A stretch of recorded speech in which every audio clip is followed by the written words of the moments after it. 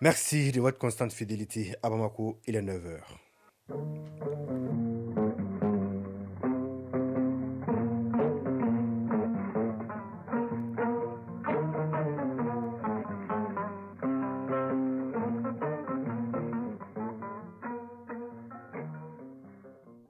Le journal Mohamed Diarra.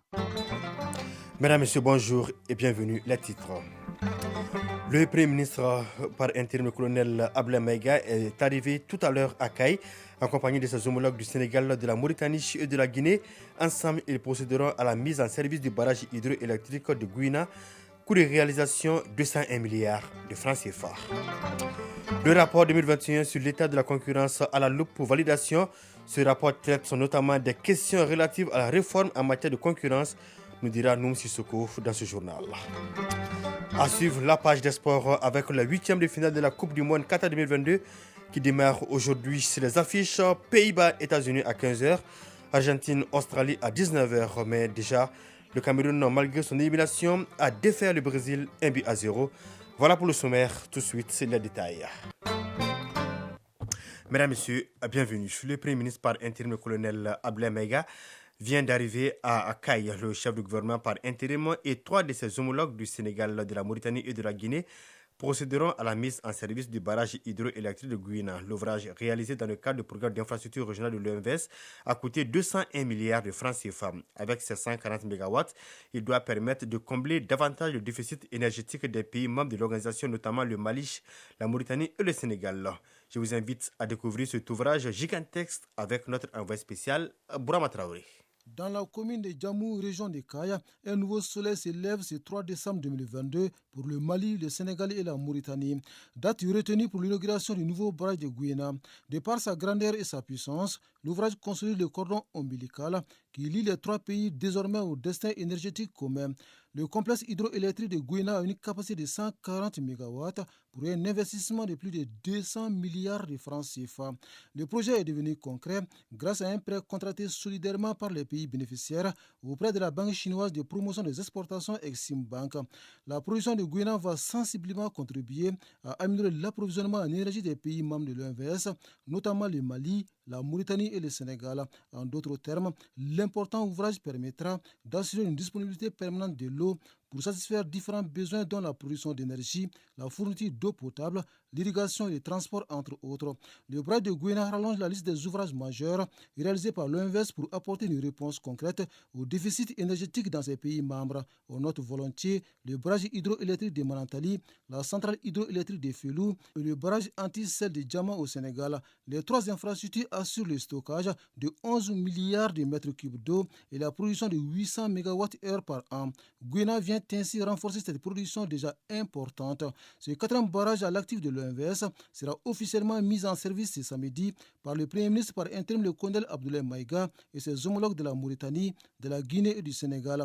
Épilogue de 5 ans de travaux qui ont démarré en 2017, soit 4 ans après la pose de la première pierre de l'ouvrage, c'était le 17 décembre 2013. Merci bien, Bourama Traoré. D'autres détails de cette cérémonie dans nos éditions futures.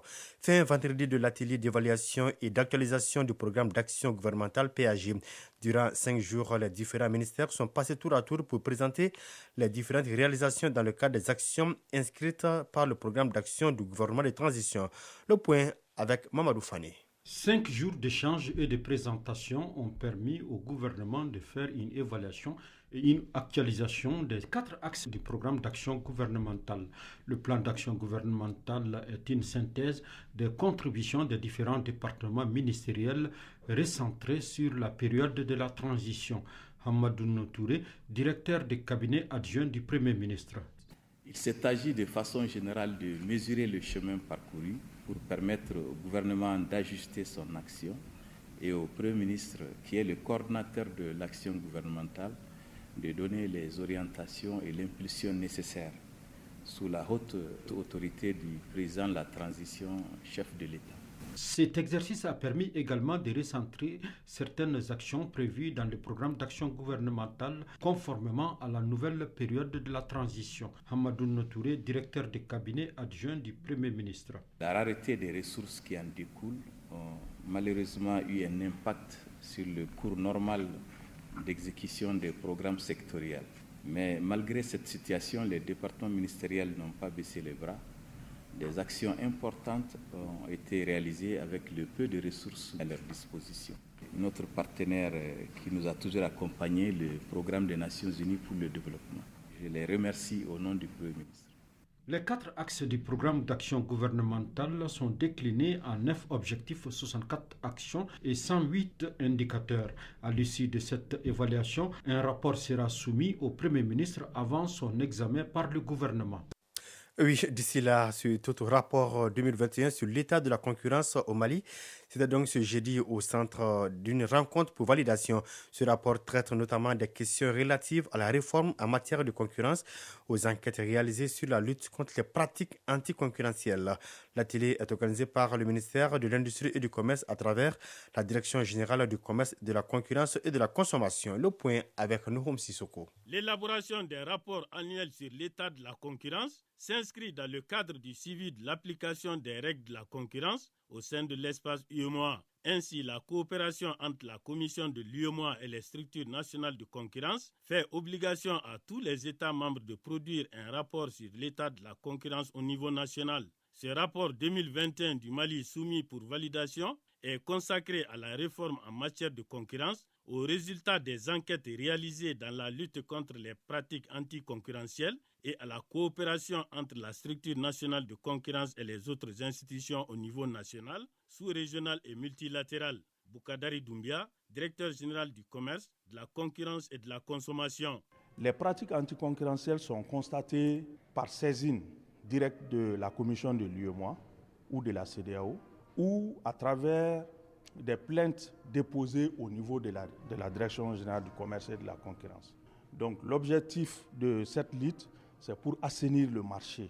Un marché concurrentiel permet de diversifier les sources d'approvisionnement du pays. Donc mettre tous les opérateurs sur le même pied. La Direction générale du commerce, de la concurrence et de la consommation est fortement impliquée pour l'atteinte des objectifs en matière de régulation de la concurrence. Mahmoud Ould Mohamed, ministre de l'Industrie et du Commerce.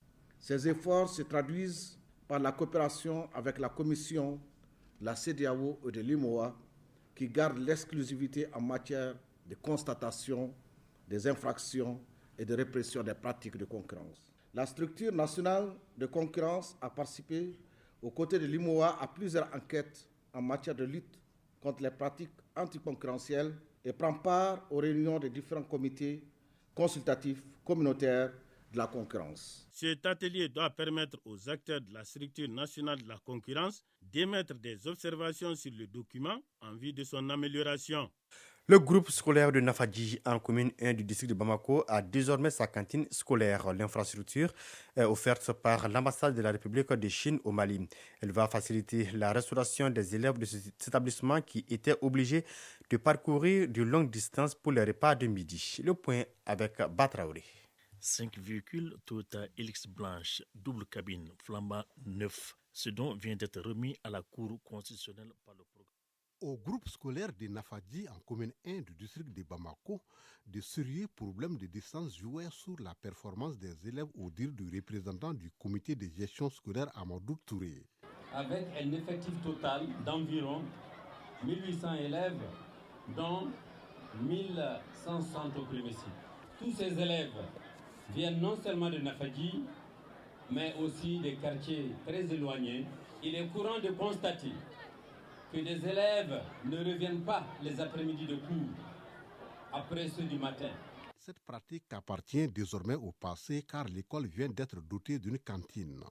Cette infrastructure est offerte par l'ambassade de la République de Chine et comprend un réfectoire, une cuisine, un magasin et tout l'équipement pour son fonctionnement. Chen Ziyong, ambassadeur de la Chine au Mali. Inspiré par le projet d'espoir en Chine, la Chine a lancé le projet d'espoir depuis l'année 1989 pour rassembler les donations destinées à aider les enfants pauvres ruraux à terminer leurs études de l'éducation primaire. Sidibé Dideo Ousmane, ministre de l'Éducation nationale. Cette réalisation soulagera non seulement les enfants de ce groupe scolaire, mais aussi leurs mamans, les cuisinières qui squattaient le coin de la cour d'une famille voisine, travaillant au quotidien dans des conditions difficiles et inconfortables. Pour ce geste qui renforce la coopération entre le Mali et la Chine, l'ambassadeur de Chine reçoit des mains du ministre de l'Éducation nationale le tableau du citoyen d'honneur de la commune 1 du district de Bamako.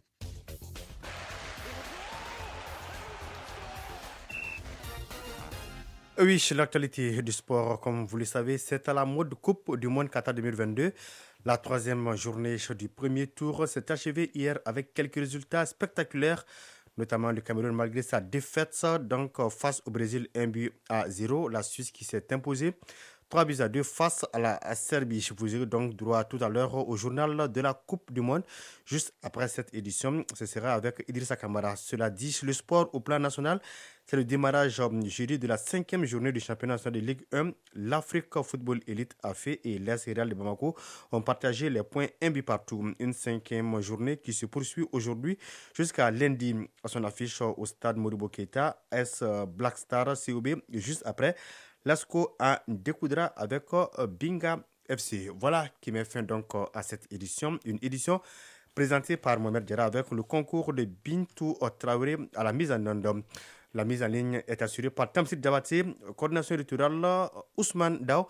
Alors Idrissa Akamara, bonjour. Bonjour Mohamed Diarra. Alors à vous l'antenne pour le journal du Mondial. À tout à l'heure donc.